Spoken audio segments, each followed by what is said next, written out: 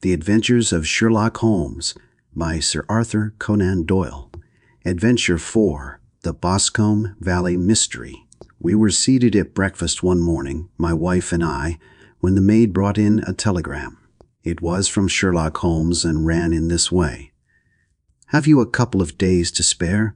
Have just been wired for from the west of England in connection with Boscombe Valley tragedy. Shall be glad if you will come with me.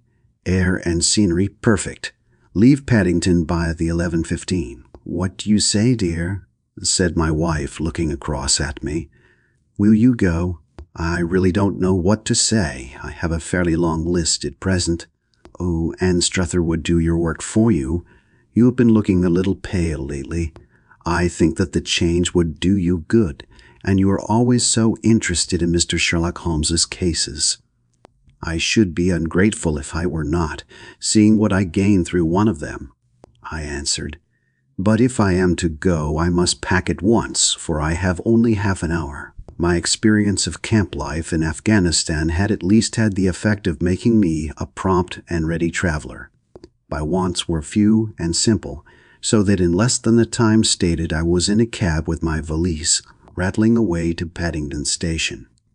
Sherlock Holmes was pacing up and down the platform, his tall, gaunt figure made even gaunter and taller by his long gray traveling cloak and close-fitting cloth cap. "It is really very good of you to come, Watson," said he. "It makes a considerable difference to me, having someone with me on whom I can thoroughly rely. Local aid is always either worthless or else biased. If you will keep the two corner seats, I shall get the tickets." We had the carriage to ourselves, save for an immense litter of papers which Holmes had brought with him. Among these he rummaged and read, with intervals of note-taking and of meditation, until we were past Reading. Then he suddenly rolled them all into a gigantic ball and tossed them up onto the rack. "Have you heard anything of the case?" he asked. "Not a word. I have not seen a paper for some days. The London press has not had very full accounts. I have just been looking through all the recent papers in order to master the particulars. It seems, from what I gather, to be one of those simple cases which are so extremely difficult." "That sounds a little paradoxical." "But it is profoundly true. Singularity is almost invariably a clue. The more featureless and commonplace a crime is, the more difficult it is to bring it home. In this case, however, they have established a very serious case against the son of the murdered man." "It is a murder, then?" "Well, it is conjectured to be so. I shall take nothing for granted until I have the opportunity of looking personally into it. I will explain the state of things to you, as far as I have been able to understand it, in a very few words.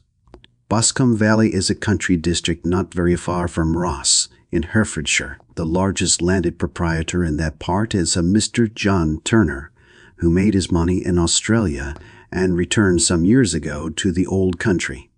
One of the farms which he held, that of Hatherley, was let to Mr. Charles McCarthy, who was also an ex-Australian. The men had known each other in the colonies, so that it was not unnatural that when they came to settle down, they should do so as near each other as possible.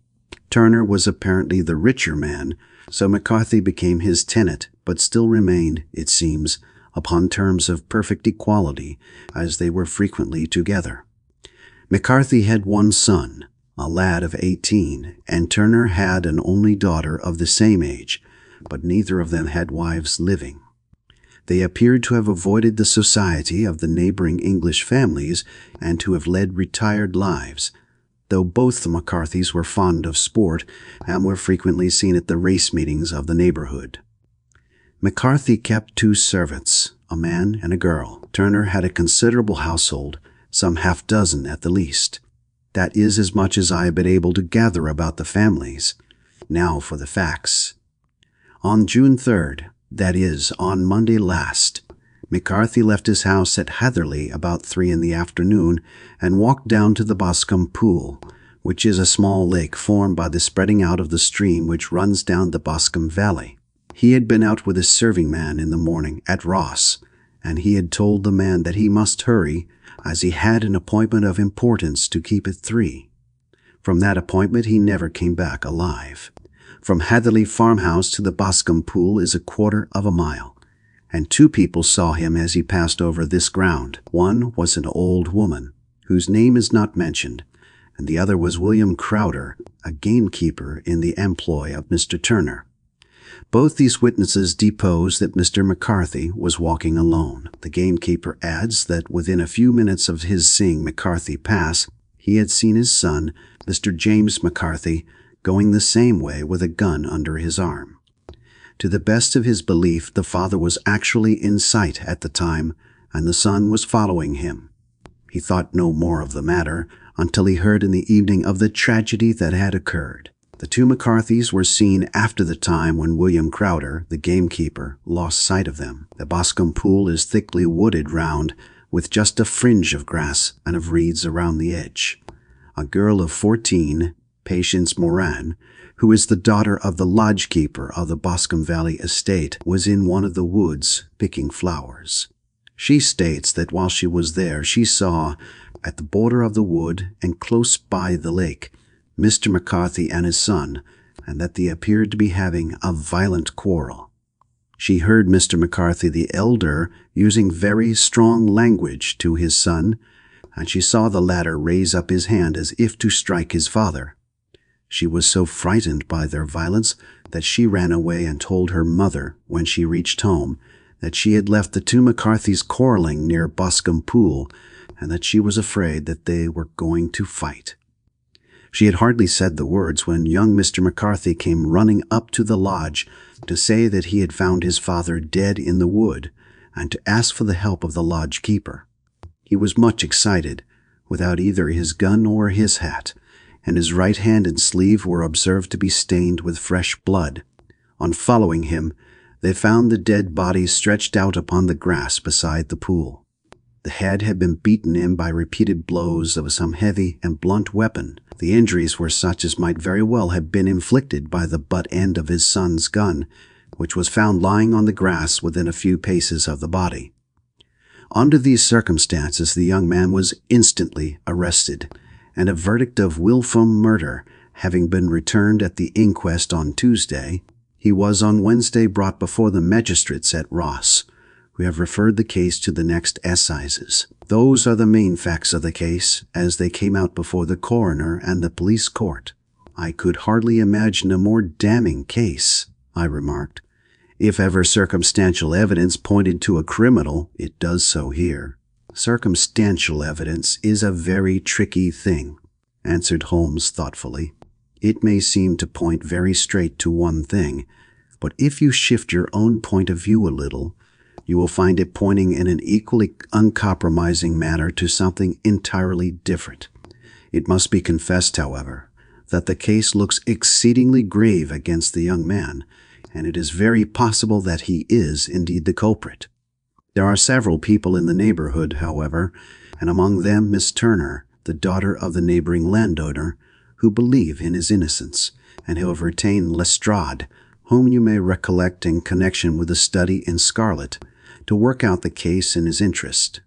Lestrade, being rather puzzled, has referred the case to me, and hence it is that 2 middle-aged gentlemen are flying westward at 50 miles an hour instead of quietly digesting their breakfasts at home.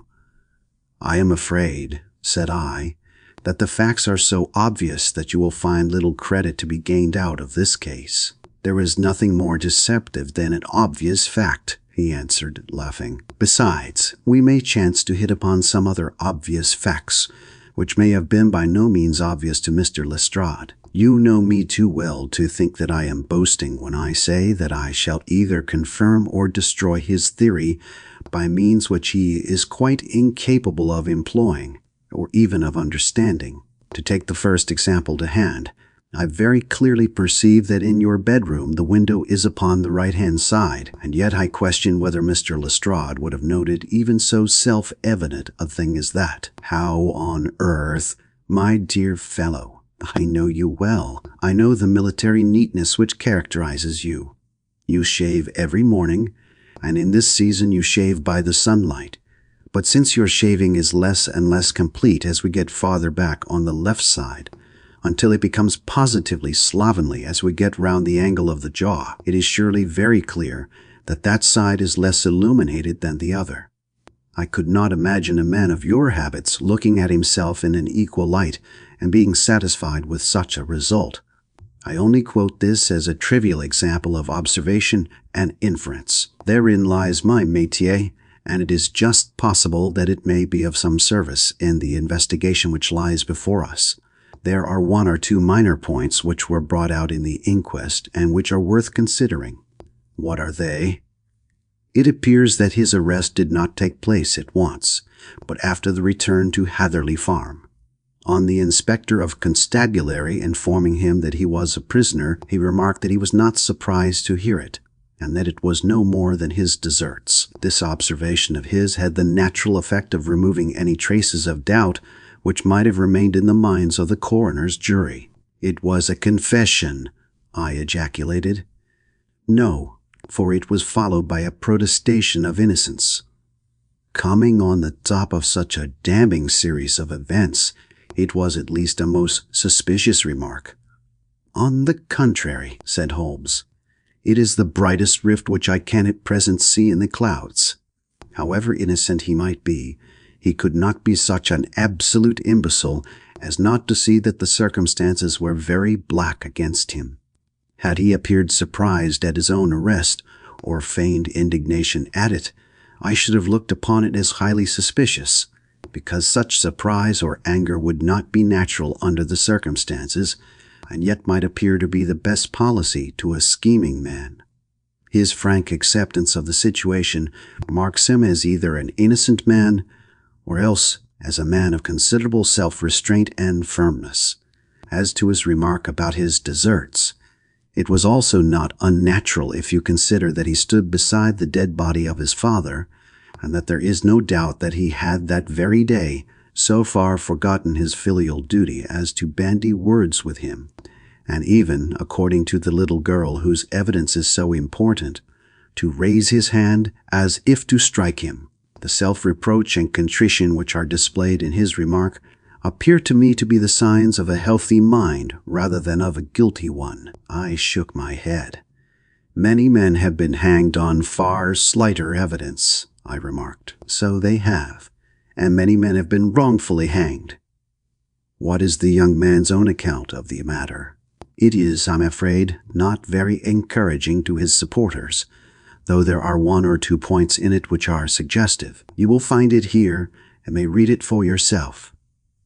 He picked out from his bundle a copy of the local Herefordshire paper, and having turned down the sheet, he pointed out the paragraph in which the unfortunate young man had given his own statement of what had occurred. I settled myself down in the corner of the carriage and read it very carefully. It ran in this way. Mr. James McCarthy, the only son of the deceased, was then called and gave evidence as follows. "I had been away from home for 3 days at Bristol, and had only just returned upon the morning of last Monday, the 3rd. My father was absent from home at the time of my arrival, and I was informed by the maid that he had driven over to Ross with John Cobb, the groom. Shortly after my return, I heard the wheels of his trap in the yard, and looking out of my window, I saw him get out and walk rapidly out of the yard, though I was not aware in which direction he was going. I then took my gun and strolled out in the direction of the Boscombe Pool, with the intention of visiting the rabbit warren which is upon the other side. On my way I saw William Crowder, the gamekeeper, as he had stated in his evidence, but he is mistaken in thinking that I was following my father. I had no idea that he was in front of me. When about 100 yards from the pool, I heard a cry of "Coo-hee," which was a usual signal between my father and myself. I then hurried forward and found him standing by the pool. He appeared to be much surprised at seeing me and asked me rather roughly what I was doing there. A conversation ensued which led to high words and almost to blows, for my father was a man of a very violent temper. Seeing that his passion was becoming ungovernable, I left him and returned towards Hatherley Farm. I had not gone more than 150 yards, however, when I heard a hideous outcry behind me, which caused me to run back again. I found my father expiring upon the ground, with his head terribly injured. I dropped my gun and held him in my arms, but he almost instantly expired.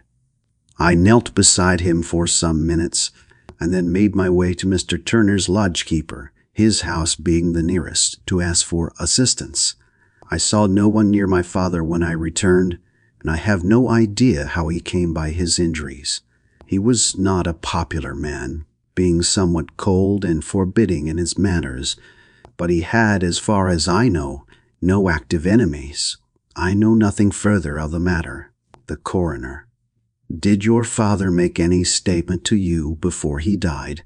Witness: He mumbled a few words, but I could only catch some allusion to a rat. The coroner: What did you understand by that?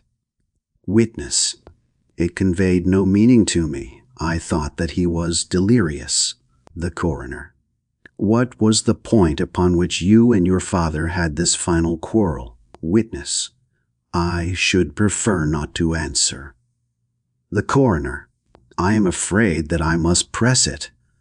Witness: It is really impossible for me to tell you. I can assure you that it has nothing to do with the sad tragedy which followed. The coroner: That is for the court to decide. I need not point out to you that your refusal to answer will prejudice your case considerably in any future proceedings which may arise. Witness: I must still refuse. The coroner: I understand that the cry of "Cooey" was a common signal between you and your father. Witness: It was. The coroner: How was it then that he uttered it before he saw you, and before he even knew that you had returned from Bristol? Witness, with considerable confusion: I do not know. A juryman: Did you see nothing which aroused your suspicions when you returned on hearing the cry and found your father fatally injured? Witness: Nothing definite. The coroner: What do you mean? Witness: I was so disturbed and excited as I rushed out into the open that I could think of nothing except of my father. Yet I have a vague impression that as I ran forward, something lay upon the ground to the left of me. It seemed to me to be something gray in color, a coat of some sort, or a plaid perhaps. When I rose from my father, I looked round for it, but it was gone. Do you mean that it disappeared before you went for help? Yes, it was gone. You cannot say what it was? No, I had a feeling something was there. How far from the body? 12 yards or so. And how far from the edge of the wood? About the same. Then if it was removed, it was while you were within 12 yards of it? Yes, but with my back toward it. This concluded the examination of the witness. I see, said I as I glanced down the column, that the coroner in his concluding remarks was rather severe upon young McCarthy. He calls attention, and with reason, to the discrepancy about his father having signaled to him before seeing him, also to his refusal to give details of his conversation with his father, and his singular account of his father's dying words. They are all, as he remarks, very much against the son. Holmes laughed softly to himself and stretched himself out upon the cushioned seat. Both you and the coroner have been at some pains, said he, to single out the very strongest points in the young man's favor. Don't you see that you alternately give him credit for having too much imagination and too little? Too little if he could not invent a cause of quarrel which would give him the sympathy of the jury. Too much if he evolved from his own inner consciousness anything so outré as a dying reference to a rat and the incident of the vanishing cloth. No, sir, I shall approach this case from the point of view that what this young man says is true, and we shall see whither that hypothesis will lead us. And now here is my pocket pectrarch, and not another word shall I say of this case until we are on the scene of action. We lunch at Swindon, and I see that we shall be there in 20 minutes. It was nearly 4 o'clock when we at last, after passing through the beautiful Stroud Valley and over the broad gleaming Severn, found ourselves at the pretty little country town of Ross. A lean, ferret-like man, furtive and sly-looking, was waiting for us upon the platform. In spite of the light brown dust coat and leather leggings which he wore in deference to his rustic surroundings, I had no difficulty in recognizing Lestrade of Scotland Yard. With him we drove to the Hereford Arms, where a room had already been engaged for us. "I have ordered a carriage," said Lestrade as we sat over a cup of tea. "I knew your energetic nature, and that you would not be happy until you had been on the scene of the crime." "It was very nice and complimentary of you," Holmes answered. "It is entirely a question of barometric pressure." Lestrade looked startled. "I do not quite follow," he said. "How is the glass?" 29, I see. No wind, and not a cloud in the sky. I have a case full of cigarettes here which needs smoking, and the sofa is very much superior to the usual country hotel abomination. I do not think that it is probable that I shall use the carriage tonight." Lestrade laughed indulgently. "You have no doubt already formed your conclusions from the newspapers," he said.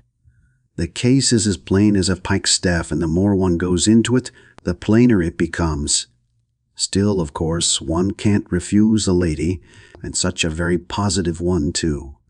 She has heard of you, and would have your opinion, though I repeatedly told her that there was nothing which you could do which I have not already done. Why, bless my soul, here is her carriage at the door." He had hardly spoken before there rushed into the room one of the most lovely young women that I have ever seen in my life, her violet eyes shining, her lips parted, a pink flush upon her cheeks, all thought of her natural reserve lost in her overpowering excitement and concern. "Oh, Mr. Sherlock Holmes," she cried, glancing from one to the other of us, and finally, with a woman's quick intuition, fastening upon my companion. "I am so glad that you have come. I have driven down to tell you so. I know that James didn't do it. I know it, and I want you to start upon your work knowing it, too. Never let yourself doubt upon that point. We have known each other since we were little children, and I know his faults as no one else does, but he is too tender-hearted to hurt a fly. Such a charge is absurd to anyone who really knows him." "I hope we may clear him, Miss Turner," said Sherlock Holmes. "You may rely upon my doing all that I can. But you have read the evidence. You have formed some conclusion. Do you not see some loophole, some flaw? Do you not yourself think that he is innocent?" "I think that it is very probable."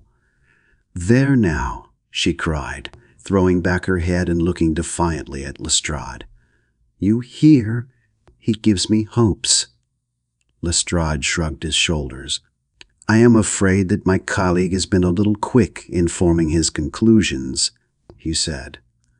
"But he is right. Oh, I know that he is right. James never did it, and about his quarrel with his father, I am sure that the reason why he would not speak about it to the coroner was because I was concerned in it." "In what way?" asked Holmes. "It is no time for me to hide anything. James and his father had many disagreements about me. Mr. McCarthy was very anxious that there should be a marriage between us. James and I have always loved each other as brother and sister, but of course he is young and has seen very little of life yet, and, well, he naturally did not wish to do anything like that yet, and there were quarrels, and this I am sure was one of them." "And your father?" asked Holmes. "Was he in favor of such a union?" "No, he was quite averse to it also. No one but Mr. McCarthy was in favor of it." A quick blush passed over her fresh young face as Holmes shot one of his keen, questioning glances at her. "Thank you for this information," said he. "May I see your father if I call tomorrow? I am afraid the doctor won't allow it." "The doctor, yes. Have you not heard? poor father has never been strong for years back, but this has broken him down completely. He is taken to his bed, and Dr. Willows says that he is a wreck, and that his nervous system is shattered. Mr. McCarthy was the only man alive who had known Dad in the old days in Victoria. Ha! In Victoria. That is important. Yes, at the mines. Quite so, at the gold mines, where, as I understand, Mr. Turner made his money. Yes, certainly. Thank you, Miss Turner. You have been of material assistance to me. You will tell me if you have any news tomorrow. No doubt you will go to the prison to see James. Oh, if you do, Mr. Holmes, do tell him that I know him to be innocent. I will, Miss Turner. I must go home now, for Dad is very ill, and he misses me so if I leave him. Goodbye, and God help you in your undertaking." She hurried from the room as impulsively as she had entered, and we heard the wheels of her carriage rattle off down the street. "I am ashamed of you, Holmes," said Lestrade with dignity after a few minutes' silence. "Why should you raise up hopes which you are bound to disappoint? I am not over-tender of heart, but I call it cruel." "I think that I see my way to clearing James McCarthy," said Holmes. "Have you an order to see him in prison?" "Yes, but only for you and me." "Then I shall reconsider my resolution about going out. We have still time to take a train to Hereford and see him tonight?" "Ample." "Then let us do so. Watson, I fear that you will find it very slow, but I shall only be away a couple of hours." I walked down to the station with them and then wandered through the streets of the little town, finally returning to the hotel, where I lay upon the sofa and tried to interest myself in a yellow-backed novel. The puny plot of the story was so thin, however, when compared to the deep mystery through which we were groping, and I found my attention wander so continually from the action to the fact that I at last flung it across the room and gave myself up entirely to a consideration of the events of the day. Supposing that this unhappy young man's story were absolutely true, then what hellish thing, what absolutely unforeseen and extraordinary calamity could have occurred between the time when he parted from his father and the moment when, drawn back by his screams, he rushed into the glade? It was something terrible and deadly. What could it be? Might not the nature of the injuries reveal something to my medical instincts? I rang the bell and called for the weekly county paper, which contained a verbatim account of the inquest. In the surgeon's deposition, it was stated that the posterior third of the left parietal bone and the left half of the occipital bone had been shattered by a heavy blow from a blunt weapon. I marked the spot upon my own head. Clearly, such a blow must have been struck from behind. That was to some extent in favor of the accused, as when seen quarreling, he was face to face with his father. Still, it did not go for very much, for the older man might have turned his back before the blow fell. Still, it might be worthwhile to call Holmes's attention to it. Then there was the peculiar dying reference to a rat. What could that mean? It could not be delirium. A man dying from a sudden blow does not commonly become delirious. No, it was more likely to be an attempt to explain how he met his fate. But what could it indicate? I cudgeled my brains to find some possible explanation, and then the incident of the gray cloth seen by young McCarthy.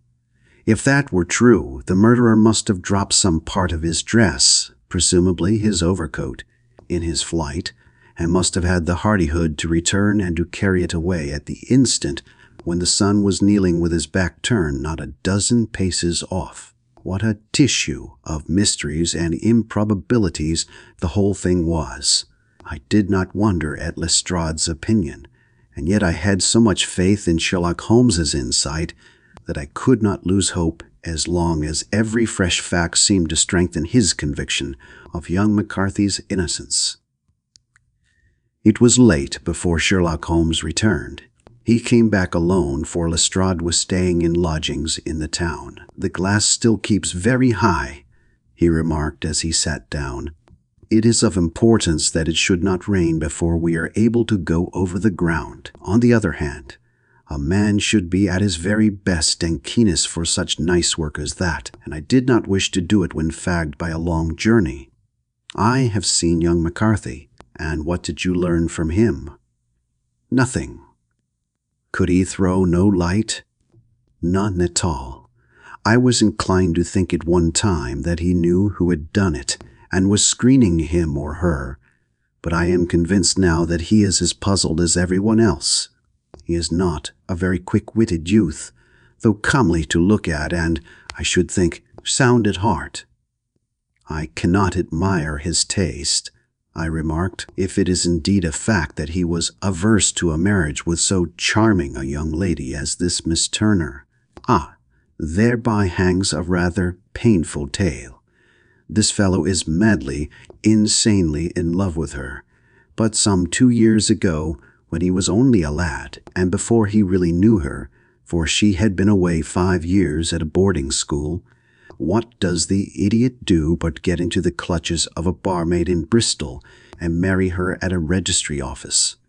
No one knows a word of the matter, but you can imagine how maddening it must be to him to be upbraided for not doing what he would give his very eyes to do, but what he knows to be absolutely impossible. It was sheer frenzy of this sort which made him throw his hands up into the air when his father, at their last interview, was goading him on to propose to Miss Turner. On the other hand, he had no means of supporting himself, and his father, who was by all accounts a very hard man, would have thrown him over utterly had he known the truth. It was with his barmaid wife that he had spent the last 3 days in Bristol, and his father did not know where he was. Mark that point. It is of importance. Good has come out of evil, however, for the barmaid, finding from the papers that he is in serious trouble and likely to be hanged, has thrown him over utterly and has written to him to say that she has a husband already in the Bermuda dockyard, so that there is really no tie between them. I think that that bit of news has consoled young McCarthy for all that he has suffered. But if he is innocent, who has done it? Ah, who? I would call your attention very particularly to 2 points. One is that the murdered man had an appointment with someone at the pool, and that the someone could not have been his son, for his son was away, and he did not know when he would return. The second is that the murdered man was heard to cry, "Cooey!" before he knew that his son had returned. Those are the crucial points upon which the case depends. And now let us talk about George Meredith, if you please, and we shall leave all minor matters until tomorrow. There was no rain, as Holmes had foretold, and the morning broke bright and cloudless. At 9 o'clock Lestrade called for us with the carriage, and we set off for Hatherley Farm and the Boscombe Pool. "There is serious news this morning," Lestrade observed. "It is said that Mr. Turner, of the Hall, is so ill that his life is despaired of." "An elderly man, I presume," said Holmes. "About 60, but his constitution has been shattered by his life abroad, and he has been in failing health for some time. This business has had a very bad effect upon him. He was an old friend of McCarthy's, and, I may add, a great benefactor to him, for I have learned that he gave him Hatherley Farm rent-free." "Indeed, that is interesting," said Holmes. "Oh yes, in 100 other ways he has helped him. Everybody about here speaks of his kindness to him. Really, does it not strike you as a little singular that this McCarthy, who appears to have had little of his own, and to have been under such obligations to Turner, should still talk of marrying his son to Turner's daughter, who is presumably heiress to the estate, and that in such a very cocksure manner, as if it were merely a case of a proposal and all else would follow? It is the more strange, since we know that Turner himself was averse to the idea. The daughter told us as much. Do you not deduce something from that?" "We have got to the deductions and the inferences," said Lestrade, winking at me. "I find it hard enough to tackle facts, Holmes, without flying away after theories and fancies." "You are right," said Holmes demurely. You do find it very hard to tackle the facts. Anyhow, I have grasped one fact which you seem to find it difficult to get hold of, replied Lestrade with some warmth. And that is that McCarthy Sr. met his death from McCarthy Jr., and that all theories to the contrary are the merest moonshine. Well, moonshine is a brighter thing than fog, said Holmes, laughing. But I am very much mistaken if this is not Hatherley Farm upon the left. Yes, that is it. It was a widespread, comfortable-looking building, two-storied, slate-roofed, with great yellow blotches of lichen upon the gray walls.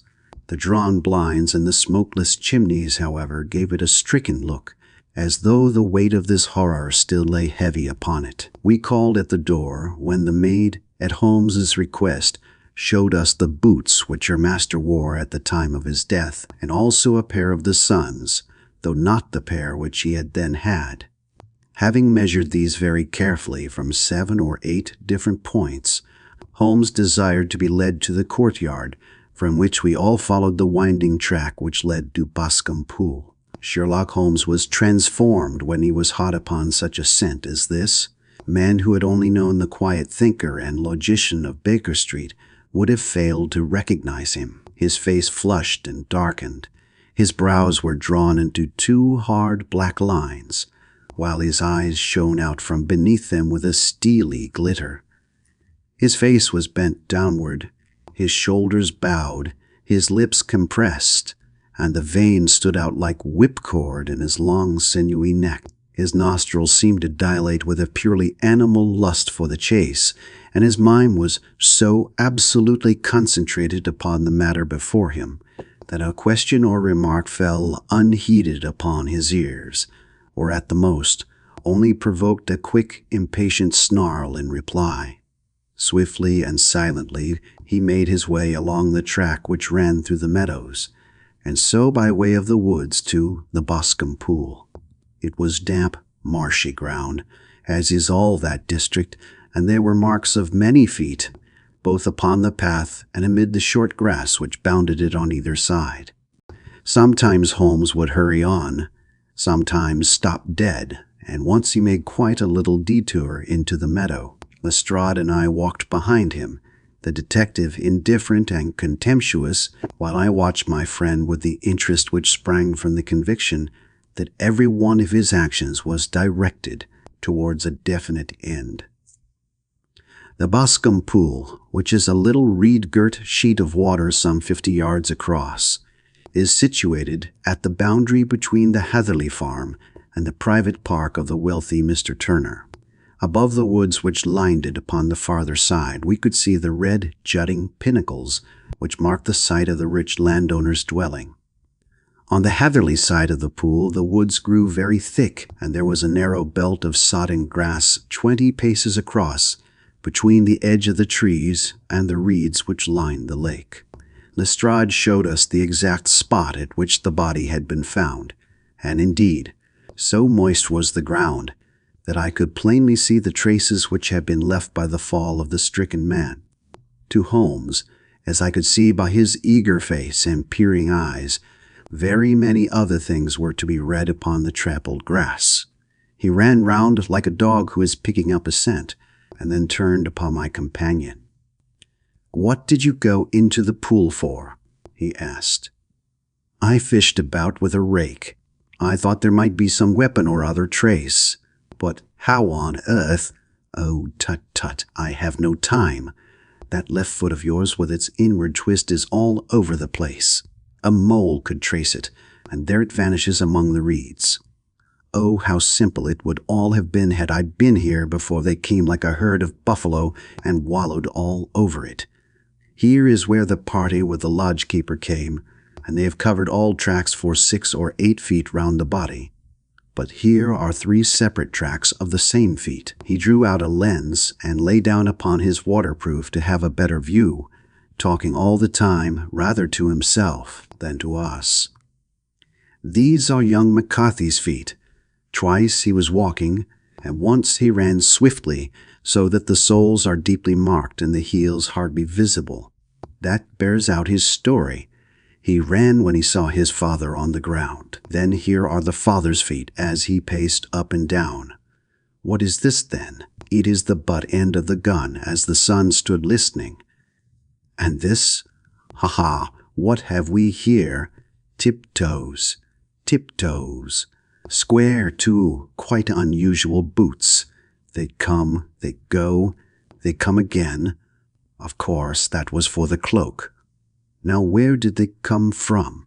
He ran up and down, sometimes losing, sometimes finding the track until we were well within the edge of the wood and under the shadow of a great beech, the largest tree in the neighborhood.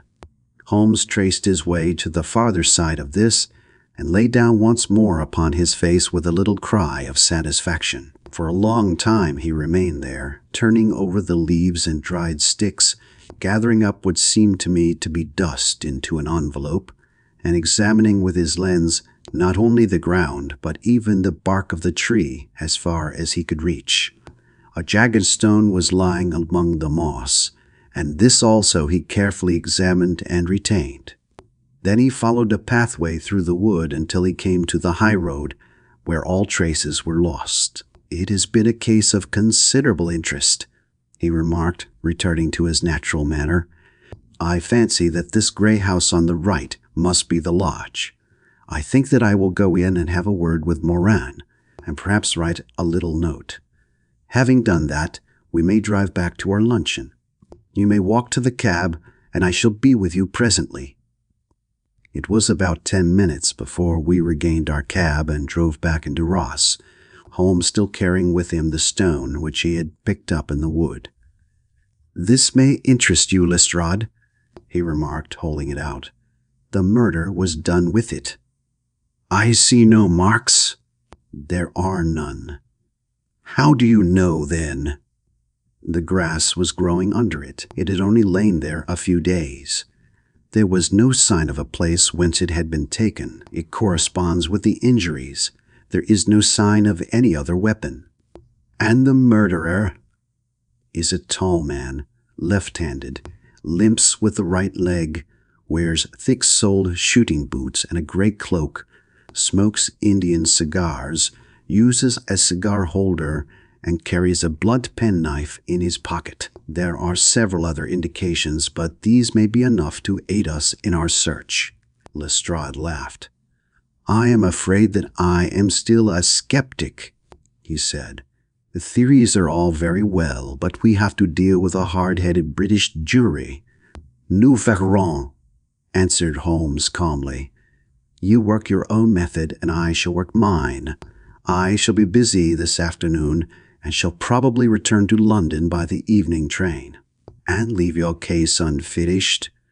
"No, finished." "But the mystery?" "It is solved." "Who was the criminal, then?" "The gentleman I describe." "But who is he?" "Surely it would not be difficult to find out. This is not such a populous neighborhood." Lestrade shrugged his shoulders. "I am a practical man," he said, "and I really cannot undertake to go about the country looking for a left-handed gentleman with a game leg. I should become the laughing-stock of Scotland Yard." "All right," said Holmes quietly. "I have given you the chance. Here are your lodgings. Goodbye. I shall drop you a line before I leave." Having left Lestrade at his rooms, we drove to our hotel, where we found lunch upon the table. Holmes was silent and buried in thought, with a pained expression upon his face, as one who finds himself in a perplexing position. "Look here, Watson," he said when the cloth was cleared. "Just sit down in this chair and let me preach to you for a little. I don't know quite what to do, and I should value your advice. Light a cigar and let me expound." "Pray do so." "Well now, in considering this case, there are 2 points about young McCarthy's narrative which struck us both instantly, although they impressed me in his favor and you against him. One was the fact that his father should, according to his account, cry cooey before seeing him. The other was his singular dying reference to a rat. He mumbled several words, you understand, but that was all that caught the son's ear. Now from this double point our research must commence, and we will begin it by presuming that what the lad says is absolutely true. What of this cooee, then? Well, obviously, it could not have been meant for the son. The son, as far as he knew, was in Bristol. It was mere chance that he was within earshot. The cooee was meant to attract the attention of whoever it was that he had the appointment with. But cooee is a distinctly Australian cry, and one which is used between Australians. There is a strong presumption that the person whom McCarthy expected to meet him at Boscombe Pool was someone who had been in Australia. What of the rat, then? Sherlock Holmes took a folded paper from his pocket and flattened it out on the table. "This is a map of the colony of Victoria," he said. "I wired to Bristol for it last night." He put his hand over part of the map. "What do you read?" "A rat," I read. "And now?" He raised his hand. "Ballarat." "Quite so." That was the word the man uttered, and of which his son only caught the last two syllables. He was trying to utter the name of his murderer, so-and-so of Ballarat. "It is wonderful," I exclaimed. "It is obvious, and now you see I had narrowed the field down considerably. The possession of a grey garment was a third point which, granting the son's statement to be correct, was a certainty. We have come now out of mere vagueness to the definite conception of an Australian from Ballarat with a grey cloak, certainly, and one who was at home in the district, for the pool can only be approached by the farm or by the estate, where strangers could hardly wander." "Quite so." "Then comes our expedition of today. By an examination of the ground, I gained the trifling details which I gave to that imbecile Lestrade as to the personality of the criminal. But how did you gain them?" "You know my method. It is founded upon the observation of trifles. His height I know that you might roughly judge from the length of his stride. His boots, too, might be told from their traces. Yes, they were peculiar boots. But his lameness? The impression of his right foot was always less distinct than his left. He put less weight upon it. Why? Because he limped. He was lame. But his left-handedness? You were yourself struck by the nature of the injury as recorded by the surgeon at the inquest. The blow was struck from immediately behind, and yet was upon the left side. Now, how can that be unless it were by a left-handed man? He had stood behind that tree during the interview between the father and the son. He had even smoked there. I found the ash of a cigar, which my special knowledge of tobacco ashes enables me to pronounce as an Indian cigar. I have, as you know, devoted some attention to this, and written a little monograph on the ashes of 140 different varieties of pipe, cigar, and cigarette tobacco. Having found the ash, I then looked round and discovered the stump among the moss where he had tossed it. It was an Indian cigar, of the variety which are rolled in Rotterdam, and the cigar holder, I could see that the end had not been in his mouth, therefore he used a holder. The tip had been cut off, not bitten off, but the cut was not a clean one, so I deduced a blunt penknife. "Holmes," I said, "you have drawn a net round this man from which he cannot escape, and you have saved an innocent human life as truly as if you had cut the cord which was hanging him. I see the direction in which all this points. The culprit is Mr. John Turner," cried the hotel waiter, opening the door of our sitting-room and ushering in a visitor. The man who entered was a strange and impressive figure. His slow, limping step and bowed shoulders gave the appearance of decrepitude, and yet his hard, deep-lined, craggy features and his enormous limbs showed that he was possessed of unusual strength of body and of character. His tangled beard, grizzled hair, and outstanding drooping eyebrows combined to give an air of dignity and power to his appearance, but his face was of an ashen white, while his lips and the corners of his nostrils were tinged with a shade of blue. It was clear to me at a glance that he was in the grip of some deadly and chronic disease. "Pray sit down on the sofa," said Holmes gently. "You had my note?" "Yes," the lodge keeper brought it up. "You said that you wished to see me here to avoid scandal. I thought people would talk if I went to the hall." "And why did you wish to see me?" He looked across at my companion with despair in his weary eyes, as though his question was already answered. "Yes," said Holmes, answering the look rather than the words. "It is so.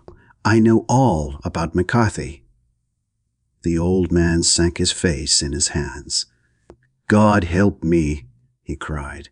"But I would not have let the young man come to harm. I give you my word that I would have spoken out if it went against him at the assizes." "I am glad to hear you say so," said Holmes gravely. "I would have spoken now had it not been for my dear girl. It would break her heart. It will break her heart when she hears that I am arrested." "It may not come to that," said Holmes. "What?" "I am no official agent. I understand that it was your daughter who required my presence here, and I am acting in her interests. Young McCarthy must be got off, however." "I am a dying man," said old Turner. "I have had diabetes for years. My doctor says it is a question whether I shall live a month. Yet I would rather die under my own roof than in a jail." Holmes rose and sat down at the table with his pen in his hand and a bundle of paper before him. "Just tell us the truth," he said. "I shall jot down the facts. You will sign it, and Watson here can witness it. Then I could produce your confession at the last extremity to save young McCarthy. I promise you that I shall not use it unless it is absolutely needed." "It's as well," said the old man. "It's a question whether I shall live to the assizes, so it matters little to me. But I should wish to spare Alice the shock. And now I will make the thing clear to you. It has been a long time in the acting, but will not take me long to tell. You didn't know this dead man, McCarthy. He was a devil incarnate. I tell you that. God keep you out of the clutches of such a man as he. His grip has been upon me these 20 years, and he has blasted my life. I'll tell you first how I came to be in his power. It was in the early 60s at the diggings. I was a young chap then, hot-blooded and reckless, ready to turn my hand at anything. I got among bad companions, took to drink, had no luck with my claim, took to the bush, and in a word became what you would call over here a highway robber. There were 6 of us, and we had a wild, free life of it, sticking up a station from time to time, or stopping the wagons on the road to the diggings. Black Jack of Ballarat was the name I went under, and our party is still remembered in the colony as the Ballarat Gang. One day, a gold convoy came down from Ballarat to Melbourne, and we lay in wait for it and attacked it. There were 6 troopers and 6 of us, so it was a close thing, but we emptied 4 of their saddles at the first volley. 3 of our boys were killed, however, before we got the swag. I put my pistol to the head of the wagon driver, who was this very man McCarthy. I wished to the Lord that I had shot him then, but I spared him, though I saw his wicked little eyes fixed on my face as though to remember every feature. We got away with the gold, became wealthy men, and made our way over to England without being suspected. There I parted from my old pals and determined to settle down to a quiet and respectable life. I bought this estate, which chanced to be in the market, and I set myself to do a little good with my money to make up for the way in which I had earned it. I married too, and though my wife died young, she left me my dear little Alice. Even when she was just a baby, her wee hand seemed to lead me down the right path as nothing else had ever done. In a word, I turned over a new leaf and did my best to make up for the past. All was going well when McCarthy laid his grip upon me. I had gone up to town about an investment, and I met him in Regent Street with hardly a coat to his back or a boot to his foot. "Here we are, Jack," says he, touching me on the arm. "We'll be as good as a family to you. There's 2 of us, me and my son, and you can have the keeping of us. If you don't, it's a fine, law-abiding country is England, and there's always a policeman within hail." Well, down they came to the West Country. There was no shaking them off, and there they have lived rent-free on my best land ever since. There was no rest for me, no peace, no forgetfulness. Turn where I would, there was his cunning, grinning face at my elbow. It grew worse as Alice grew up, for he soon saw I was more afraid of her knowing my past than of the police. Whatever he wanted he must have, and whatever it was I gave him without question. Land, money, houses, until at last he asked a thing which I could not give. He asked for Alice. His son, you see, had grown up, and so had my girl, and as I was known to be in weak health, it seemed a fine stroke to him that his lad should step into the whole property. But there I was firm. I would not have his cursed stock mixed with mine. Not that I had any dislike to the lad, but his blood was in him, and that was enough. I stood firm. McCarthy threatened. I braved him to do his worst. We were to meet at the pool midway between our houses to talk it over. When I went down there I found him talking with his son, so I smoked a cigar and waited behind a tree until he should be alone. But as I listened to his talk, all that was black and bitter in me seemed to come uppermost. He was urging his son to marry my daughter with as little regard for what she might think as if she were a slut from off the streets.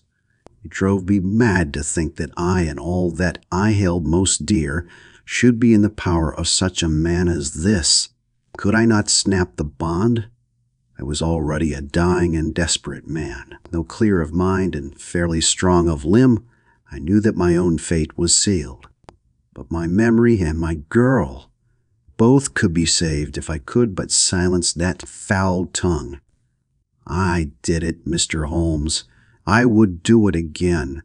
Deeply as I have sinned, I have led a life of martyrdom to atone for it. But that my girl should be entangled in the same meshes which held me was more than I could suffer. I struck him down with no more compunction, and if he had been some foul and venomous beast, his cry brought back his son. But I had gained the cover of the wood, though I was forced to go back to fetch the cloak which I had dropped in my flight. That is the true story, gentlemen, of all that occurred. "Well, it is not for me to judge you," said Holmes as the old man signed the statement which had been drawn out. "I pray that we may never be exposed to such a temptation." "I pray not, sir. And what do you intend to do?" "In view of your health, nothing. You are yourself aware that you will soon have to answer for your deed at a higher court than the assizes. I will keep your confession, and if McCarthy is condemned, I shall be forced to use it. If not, it shall never be seen by mortal eye, and your secret, whether you be alive or dead, shall be safe with us." "Farewell, then," said the old man solemnly. "Your own deathbeds, when they come, will be the easier for the thought of the peace which you have given to mine." Tottering and shaking in all his giant frame, he stumbled slowly from the room. "God help us," said Holmes after a long silence. "Why does fate play such tricks with poor helpless worms? I never hear of such a case as this that I do not think of Baxter's words and say, 'There, but for the grace of God, goes Sherlock Holmes.'" James McCarthy was acquitted at the assizes on the strength of a number of objections which had been drawn out by Holmes and submitted to the defending counsel. Old Turner lived for 7 months after our interview, but he is now dead, and there is every prospect that the son and daughter may come to live happily together in ignorance of the black cloud which rests upon their past. End of Adventure 4.